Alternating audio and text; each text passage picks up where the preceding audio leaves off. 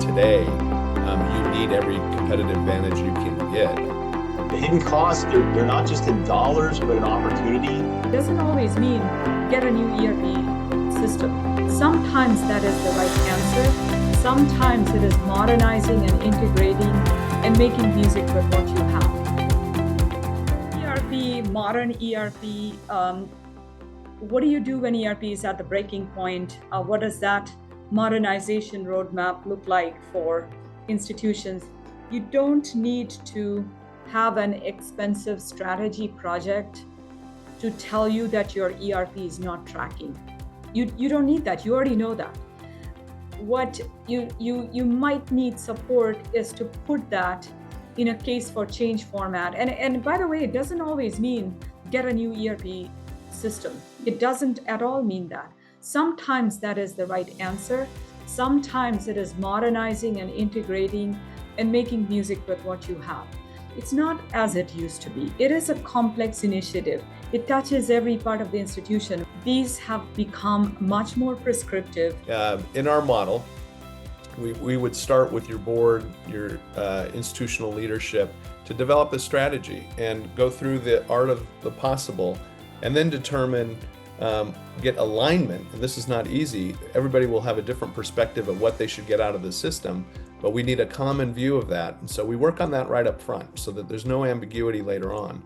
Then we would go into a phase where we do implementation planning, and that this is then a communication to other layers of the organization. The implementation phase, and this is probably the most exciting piece of this, it's no longer that these implementations need to take multi-year. So you have to have an agile organization that's willing to change and adapt to the best practices in the system. I mean, delaying an ERP is kind of like waiting to replace your car until the wheels fall off. The hidden costs, they're not just in dollars, but an opportunity, talent burnout, poor student experience, and the inability to quickly move as the world changes. Federal regulations changing constantly.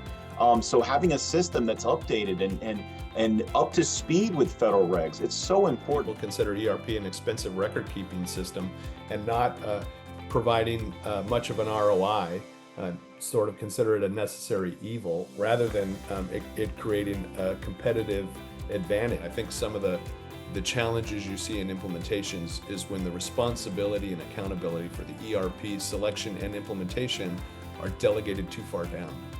That's a real problem, and that's why you may not see all the achievements that you want or successes. So for a successful implementation, you have to have visible, supportive leadership, continuous communication throughout the campus community about goals and objectives and things that will be changing.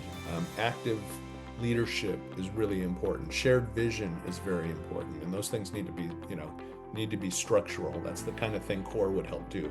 Create structural integrity to your program. If legacy ERPs are kind of like patchwork quilts, right? I think Workday is like a tailored suit. It just fits better. It was born in the cloud, it was designed for change, and now it's embedding AI in ways that make systems proactive, not just reactive. We really doubled down on Workday because our clients don't need another system that reacts to yesterday's problems, right? They need one that helps them anticipate tomorrow's problems and tomorrow's struggles. There are ways, if you've got a good system and it's not a great system, are there ways to optimize it so that you can actually address the modern needs, the increasing competitive market? You might have a reason to stay for a little bit. But I'm going to say for most people on a legacy system, the technology is moving far too quick. You need to make a move to stay competitive. The number one pitfall, I think, with ERP modernization is thinking it's an IT project. It's not.